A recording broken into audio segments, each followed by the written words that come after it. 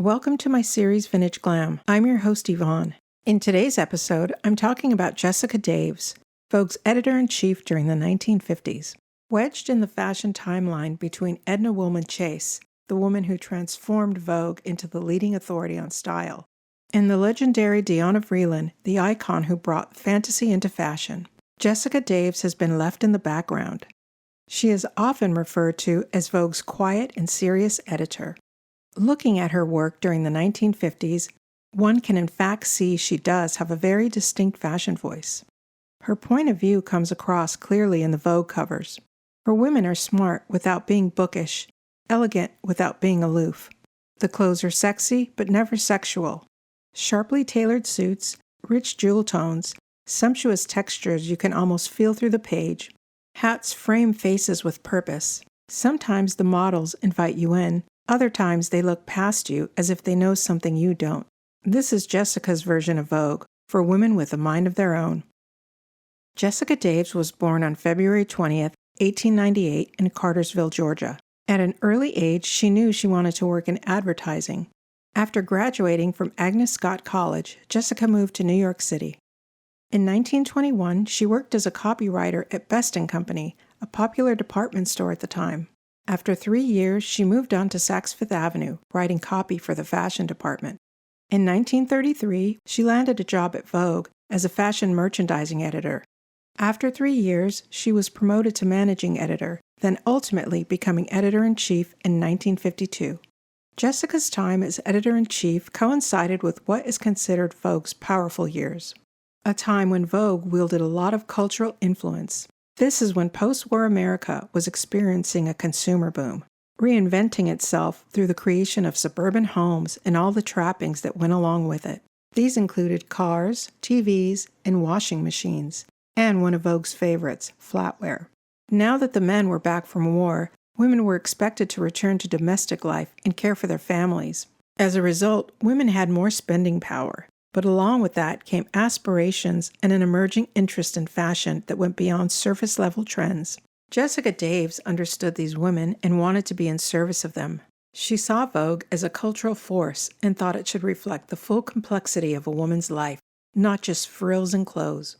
Jessica would reimagine Vogue as a guide on how to live with polish and purpose in a fast-evolving world. She did this by not only presenting the best of fashion, but also the best of photography, literature, interiors, art, and architecture. Jessica's first innovations were in Vogue's fashion segments. She created a style directory that was in the first few pages of Vogue. This was meant to help the retailers sell the clothes that were presented in the issue. Jessica included a 2-page list of recommended phrases for shop owners, windows, and advertisements. In large type, she printed, "Quote Vogue and sell fashion." She was the editor that introduced listing credits on the editorial pages themselves and making sure the clothes were available to buy when the magazine came out. She moved the shop hound pages into the middle of the magazine, expanding them into a multi-page spread. These pages became a useful guide for the reader to locate and buy interesting items locally. Another bold move Jessica made for the time was introducing moderately priced clothing styles into the pages of Vogue. This was scandalous because previously Vogue only featured clothes for the wealthy. Jessica also added stunning photography to the magazine, including Evelyn Hover, William Klein, Horse Be Horse, and Karen Radke. Here's a great example of an iconic picture shot by Liam Bruno Bodie, The Lady and the Cheetah. She also highlighted masters in fashion illustration, such as Dagmar Fruchen-Gale, René Boucher, and Carl Oscar Eriksson, also known as Eric. These illustrations added a charming touch to the layouts. Jessica also elevated other areas of the magazine by highlighting works of serious artistic luminaries, such as Picasso, John Huston, and Charles Eames. Although Jessica was remembered as being an exceptional editor, she was also remembered as being a person who did not have a high fashion sense in her wardrobe. Her obituary in the New York Times describes her as a portly woman with a face that resembled a baked apple. It's a shame that these descriptions are attached to Jessica's legacy. She was proven to be more than a quietly innovative editor who made Vogue a huge financial success. She maintained the magazine's poise, polish, and profitability while under tremendous pressure.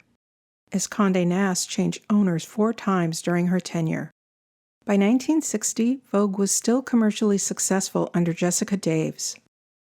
Despite her strong editorial voice and proven track record, Daves was ultimately seen as part of an older guard. Jessica Daves was quietly pushed out in 1962.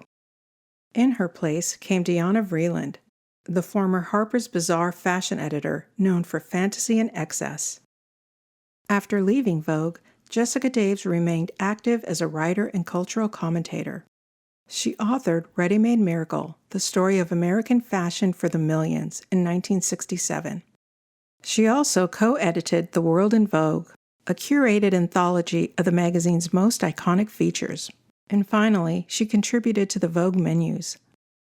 Jessica died of cancer at her home on Park Avenue at the age of 76 in September of 1974.